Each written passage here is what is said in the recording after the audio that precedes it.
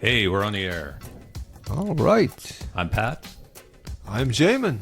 and this is the inaugural episode of Hot coffee and a Siggy. Siggy. We've tried this a couple times, and we're trying it again now. But what we got going on here is our efforts to identify the Siggy, or signature song, of major music artists from all genres. There have been plenty of podcasts that have taken a shot at doing this till now, but we've listened to a few of those, and we humbly think we can do it a little bit better, maybe a little bit more interesting, and maybe get along some music trivia along the way that you might not be familiar with some of these artists. Keeping that in mind, what do we mean by signature song, or what we call a Siggy? You might think of such as what song by an artist has sold the most, or what has even been played the most, Or one they would even like the most. Yeah, in fact, many times the artist does not even like his own signature song, and we'll get into that in maybe some future episodes. You know, I was thinking of that. You talk about the artists not liking the song. And I was driving to work the other day. I was listening to the radio, the 50s Gold channel on Sirius, and that song Chantilly Lace came on by the Big Bopper. And I'm thinking that it seems like one of those songs, he went into the studio as almost like a throwaway. Because I've heard some other songs that he did, and they're actually pretty good. And I thought like Chantilly Lace was it with this guy. But I think he got saddled with it because it became a hit, and it really wasn't his... I don't even think he would have thought it was his best song. Although I guess we'll never know for sure because we can't ask him. But that's a good example where an artist becomes so intertwined with a song that when you mention that artist's name, that is the first song that comes to mind for most people. Again, it may not even be their own, what they would think is their own signature song. May not be the song that sold the most for them, may not be the song that got the most critical acclaim. In fact, it may have gotten terrible critical acclaim, and that could be why it is their signature song. An example of that might be Mr. Roboto by Styx. Now, that song almost single-handedly wiped out the credibility of the group Styx that they had built for like a good 15 years leading up to that.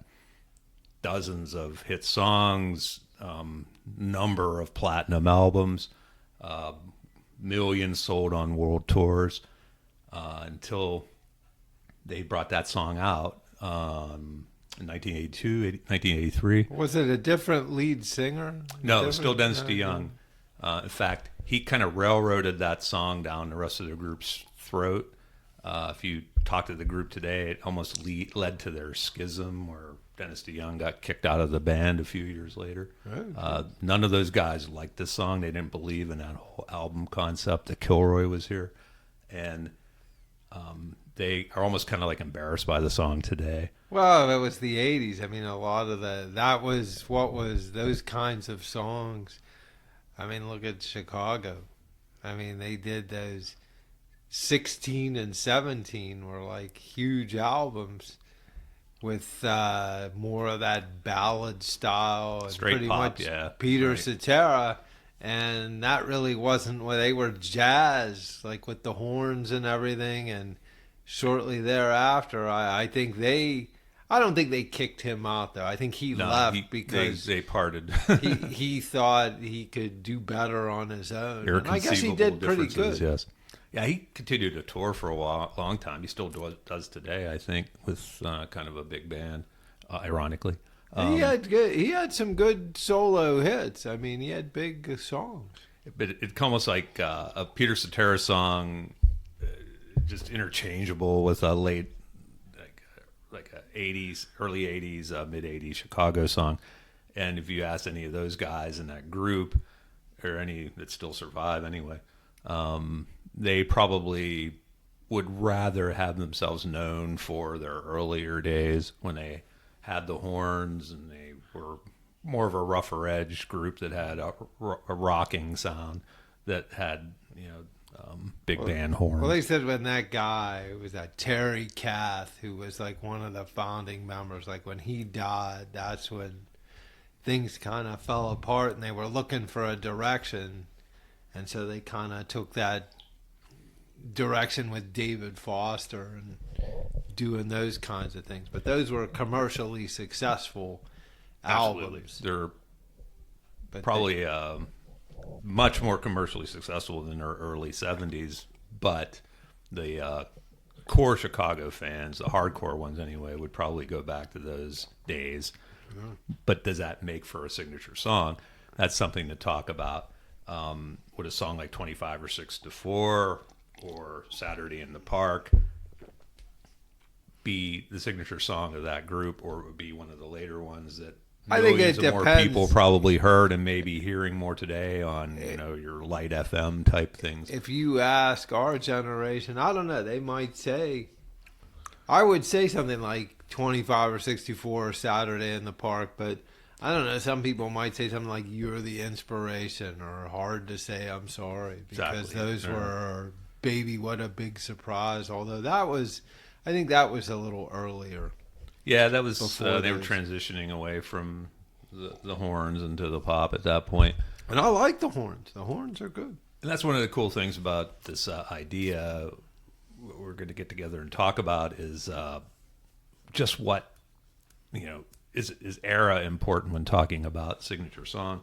And I'd say in some cases, yes, I'd say your later generations of a group that have your REO Speedwagon, for example, if you ask younger people, probably not too young because they wouldn't have heard of them at all, but Yeah. if you ask somewhat younger people, say in their 40s, 50s, early 50s, they'd probably say the song Ballad type yeah, songs where I like Roll with the Changes, which was an earlier song.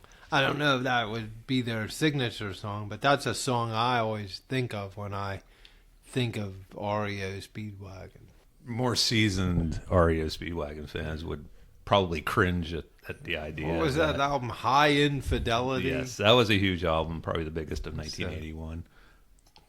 And it, Keep On Loving You, I contest as their signature song. I have friends who are somewhat younger, and it's on the tip of my tongue right now. But the song that came along a couple years later, the slow song, the pop song. that they Yeah, had, I know. God, I can hear it in my head. Can't Fight This Feeling. There it Yeah, is. I can't fight this feeling any longer. And as I get older, actually, I kind of think it's not such a bad song.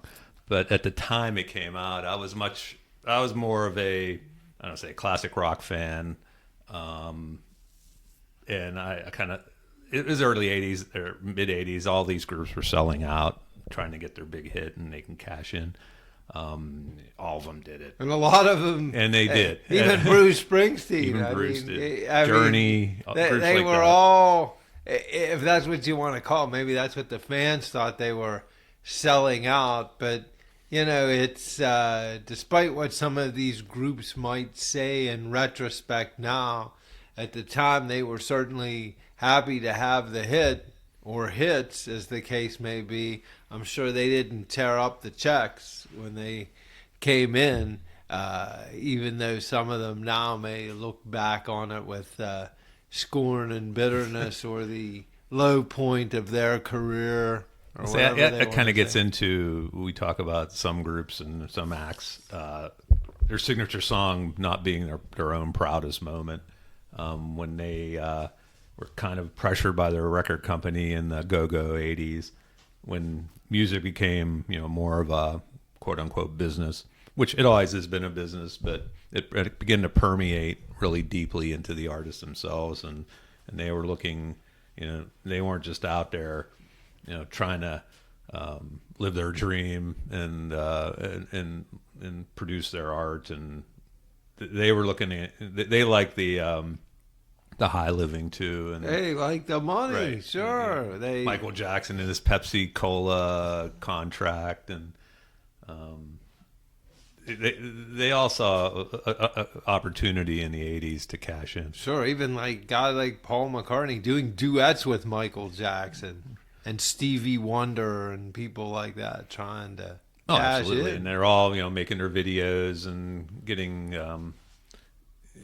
making Paul McCartney making movies in the '80s and such. Not really good movie. No, but But I've seen looking that. at- Give my regards to Broad Street. I like some of those songs on there. Yeah, it's really not that bad. If you're a Paul fan, you're not going to hate that movie. You got me that. I have it. I've It's- watched It's it. got some charm to it. I guess your average person watching that would probably want to do the Archie Bunker hanging of himself. But if you're a Paul Beatles fan, you're going to like that. There's no Hard Day's Night, but It's just like the Xanadu movie, which is really an awful movie. Olivia Newton-John. But if you're an Olivia ELO. fan, if you're an ELO fan, our mutual good friend Bob Palmer loved Olivia Newton-John, so he convinced me to go see that movie. I'm thinking that's 1982, 81. So we went to go see that in an actual theater, and I gotta say, it was, if I had to make it, a signature bad movie list, Xanadu might be on there. I don't think I've seen that. I've heard the music because in fact, I think in some of those farewell type concerts that Jeff Lynne was doing, I think they threw that song in Xanadu. By the way, if you hear us slurping while we're that's while me we're and the talking, coffee. that's the hot coffee part of the And it of is the hot show. coffee. That's And why we have to be realistic and authentic here. So we actually have a pot of Joe right by the microphones here, and at some point we may get up and get a refill for Can't for guzzle ourselves. hot coffee. That's right. So Unless you want to burn we your may tongue. get into our favorite coffees and our favorite brews and have our debate on my Starbucks French roast versus your what was it, Major Dickinson? Pete's Major Dickinson's blend there. But I'm one who walks through those stores, and sometimes I'll pay more attention to the music that's playing than what's actually happening in the store. And I'll hear a song, and I'm usually with my wife Diane, and I'll turn to her and I'll say, "That's the signature song of Third Eye Blind," and she'll be like, "What? What are you talking about?" I don't even Semi-Charmed Life. That's a signature song of Third Eye Blind. See, you couldn't prove it by me. She'll roll her eyes and pretend she's not with me. But I think this is what this kind of podcast is for. Is like, is that the signature song now? And when you're walking through and you hear Billy Joel and you hear Uptown Girl, and you think, oh, that's his signature song. And I would have Maybe to for stop some. and say, absolutely not, because it's obviously has to be Piano Man. But that's the cool thing about this, is that you can have different opinions on it, although you really can't with that one. Billy Joel's signature song, of course, is Piano Man. Is it?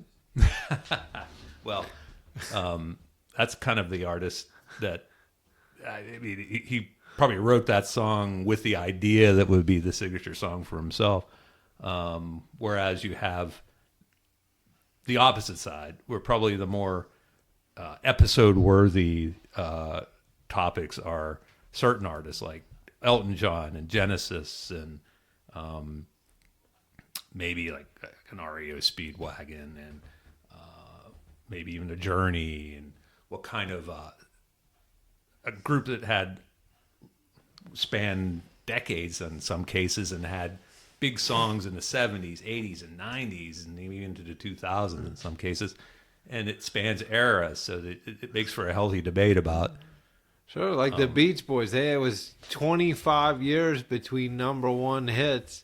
I think Good Vibrations, and the next one was Kokomo. Right. And there were 25 years in between those. And if you two went up songs. to people who watched Full House, that TV show, They'd probably tell and you it was They Kokomo. grew up on that. They'd be like, "Oh, who's the Beach Boys' signature song?" Like, "Oh, of course, it's Kokomo." They think John Stamos is a Beach Boy. They those thought that's people. the only Beach Boys song they've heard. And Whereas if you ask someone like yourself, who's been a fan since you've been born, you'd have a more wide breadth of. Well, it's the endless. Got into them. It was in the 70s when that nostalgia craze kind of kicked in, and they had that Endless Summer album, that double album with the funny artwork, the funky artwork on the cover.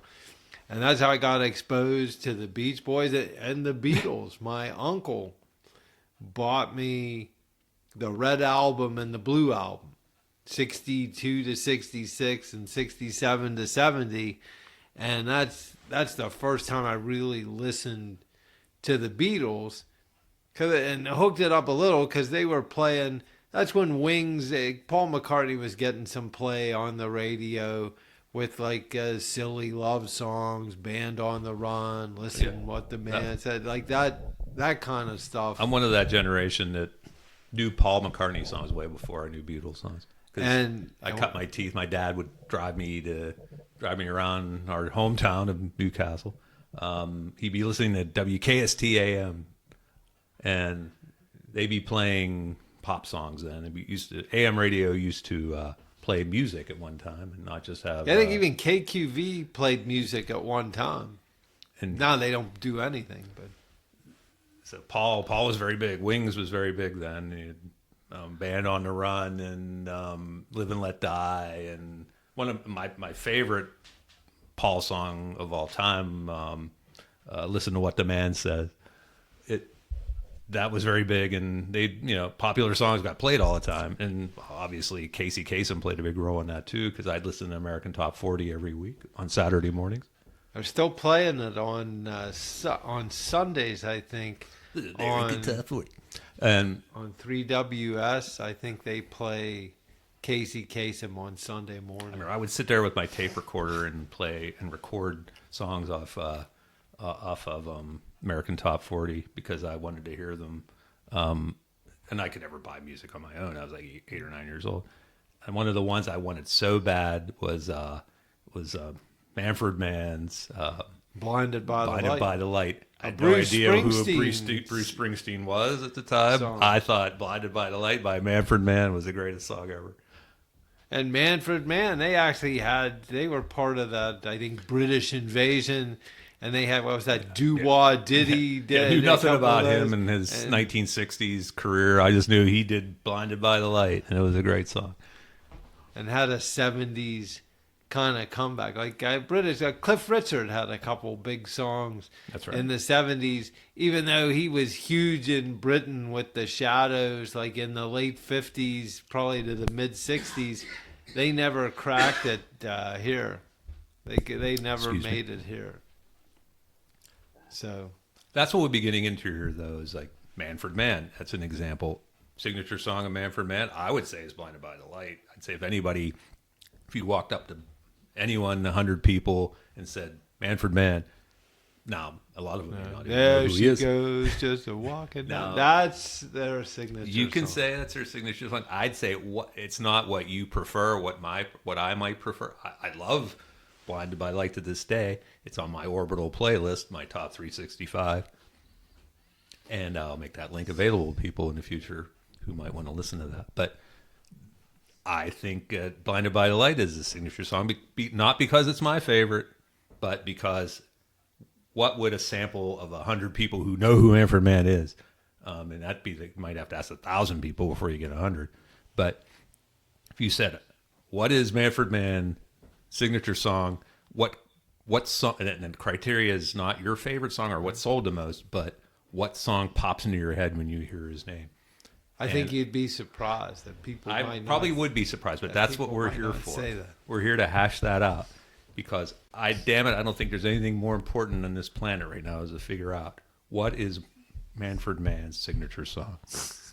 Oh, well, and they would appreciate that, or he would. Is he still alive? Is Manfred Mann still alive? I'm really afraid I don't know. Him and just a bunch of side men. He was pretty much the whole thing. And getting to the point where we're going to wrap this up because we're hitting the territory where Jamin and I said nobody will listen to more than 30 or so minutes of a podcast. I don't even think they'll listen to that much. We're in bonus time. I don't think anyone's going to listen to 30 minutes of this podcast anyway. Not right away. But this is we came full circle. It summed things up. Signature song, or what we call the Siggy, is not what your favorite song or my favorite song or least favorite song or the artist's favorite song. It's what is the most notorious song of that artist. What is the song if you polled 100 people like Family Feud and said, Survey says. you said the name of that artist, you said Elton John. What is the signature song that pops into your head of Elton John? And that's one of the hard ones, and that's what we're going to get into in our next episode, because Elton John is one of those artists where I think it transcends defining a signature song easily. Well, I think more of the one-hit wonder, people that maybe had a couple songs, it's easier to pick. But even like the Beatles or the Eagles or even the Bee Gees, they groups had a number of some are more hits. slam dunk than others. We'll call them slam dunks. Glenn Campbell. No, I think Glenn Campbell is a tough one. You can say Rhinestone Cowboy. I think that's what a lot of people would say, but then you have Wichita Alignment. By the time I get to Phoenix, yes, exactly. Channel on my mind. So I don't think it's as easy as some might think for some artists. Your journey, probably since the Glee TV show is on, it's Don't Stop Believin'. And that's almost probably, for those who are Journey fans, it's probably misfortunate or unfortunate, I should say, because Don't Stop Believin' was almost a throwaway song from their from that album. It was like the third or fourth hit off that album. It was a hit, but it was sort of like an afterthought of that. What's the song? Of Faithfully or whatever. That was the album right after that. Okay, But that song got a lot Escape, of play. That Escape album had a ton of hits on it. It had Open Arms was a big song on there. It was a ballad. Yeah. Okay. Yeah. And it had a lot of deep cuts on it too that didn't even get much play on the radio. But Don't Stop Believin' was just sort of like their third or fourth single off that album. It has a great message. That was why it was picked, and it's easy most people don't dislike that song, so it's probably a good song for that show. But is it the signature song though? I mean, some would say Any Way You Want It would be a better one. I mean, Yeah, that one I like. I mean, just for people who like Caddyshack alone, that would be a reason to pick that song. Others, like we said, the Rolling Stones, I'd have to say, I Can't Get No Satisfaction is a slam dunk signature song for them. Maybe The Who, My Generation would be one. Although I'd argue Bubba O'Reilly is better. Not better, but a better choice for signature song, especially to a newer generation who watched all those TV shows. Not a big Who fan, but I like a few of their songs. But I don't think I ever bought any Who albums or anything. But probably like the quintessential couple, slam dunk signature songs are Piano Man, Satisfaction, Billie Jean by Michael Jackson. I mean, you just say his name, you start hearing the drum beat of Billie Jean in your head. Not Beat It? I'd argue no. Or Thriller? Thriller is a kind of a niche song. It's known more for the video, not more to the music. And it's such a long song. You didn't hear that as much on the radio. Vincent Price on there. Yeah, So how can right. you go wrong? I'm not with saying Vincent I Price? didn't like the song, or it's not a quality song. I think you probably would say that actually. But I actually see Michael Jackson. Well, I think to me, Billie Jean is that, but Beat It, for whatever reason, I'm always thinking Beat It. And of course they had, but that's not his stuff. I mean, the Jackson 5, they had. yeah, some big songs. that's another topic we'll get into. Is some artists transcend just themselves. Like you have, and Michael Jackson is a rare one where I think there are 3 categories that Michael Jackson needs to be in. You can't really put him in. You can't put baby Michael Jackson in a corner. I think you need to have your Jackson 5, you need to have your Jacksons, and you need to have your Michael Jackson solo. and you needed to find a signature song for all The three. Jackson phase, what was that? State of Shock or something? Yeah, that's that era. the only song I can they would remember. Probably from the time they left Motown Records to the point that they kind of broke up in the early '80s when Michael went off on his own big time.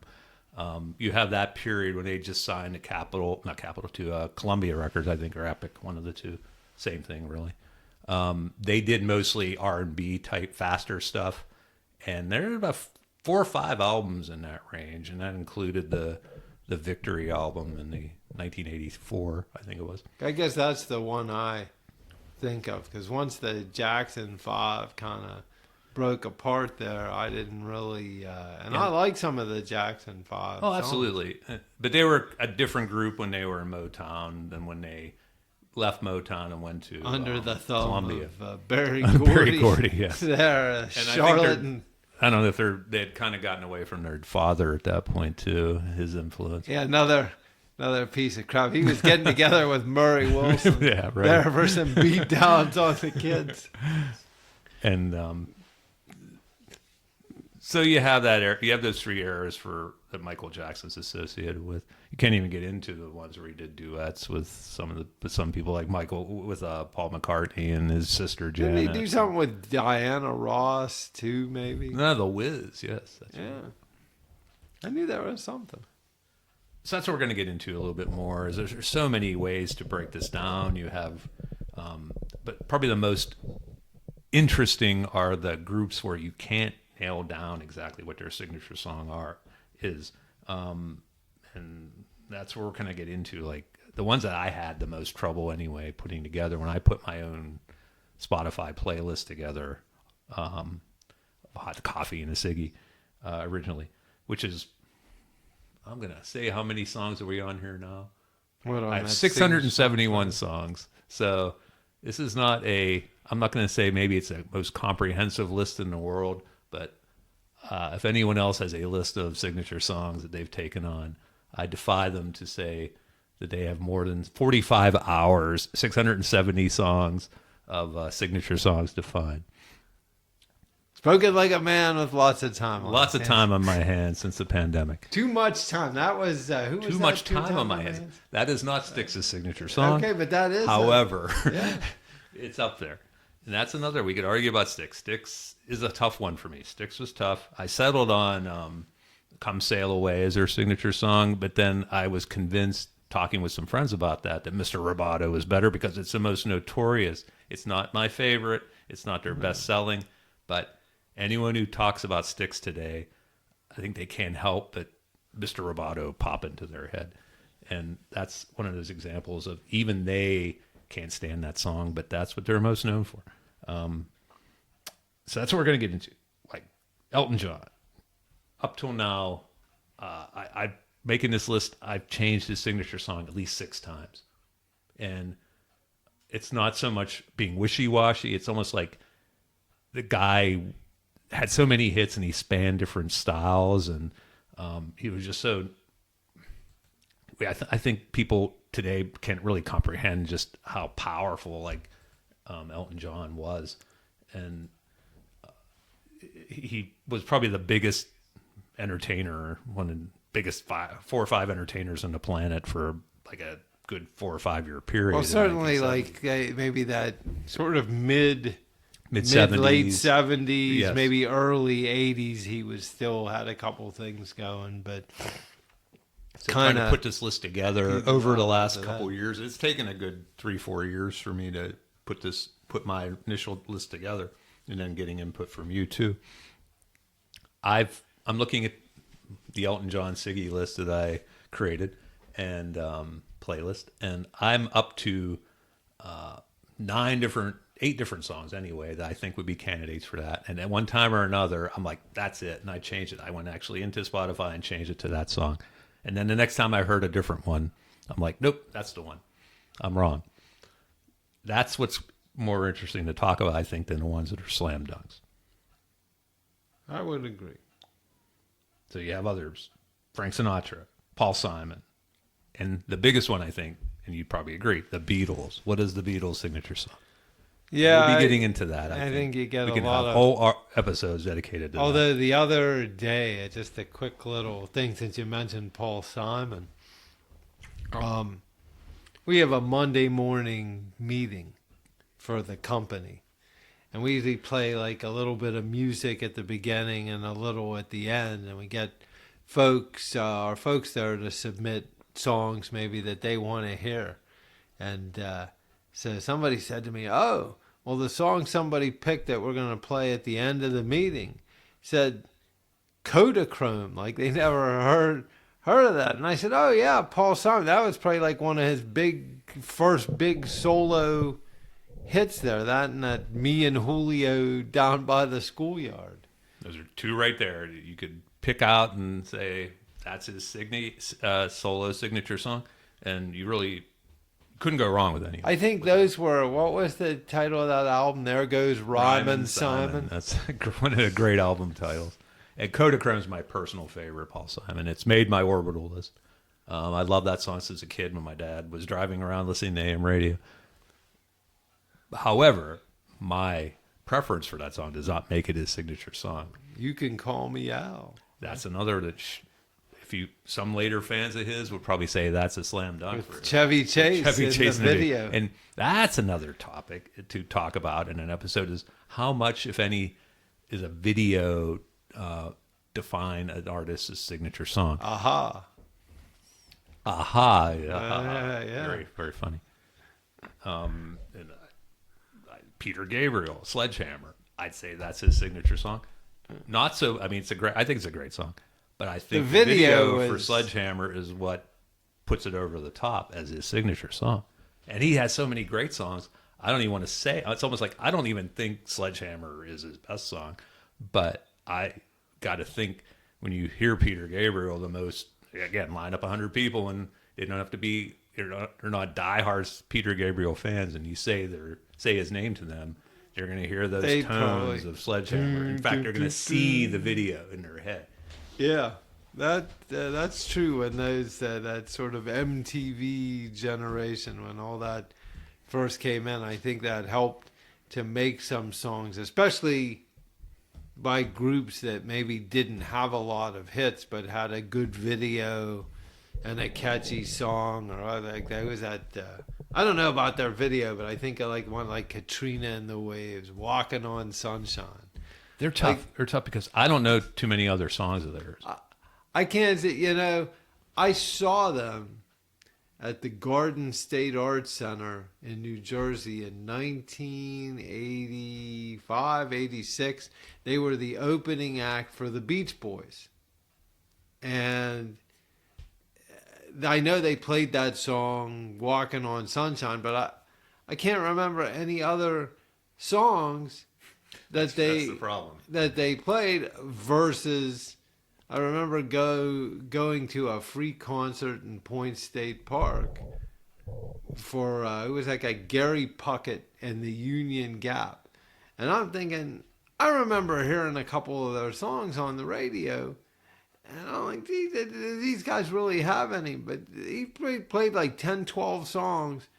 And I remembered once I heard them, I'm like, yeah, that was a song that got a lot of play on the radio. I guess it would classify as a hit. Yeah, I try not to don't think of it.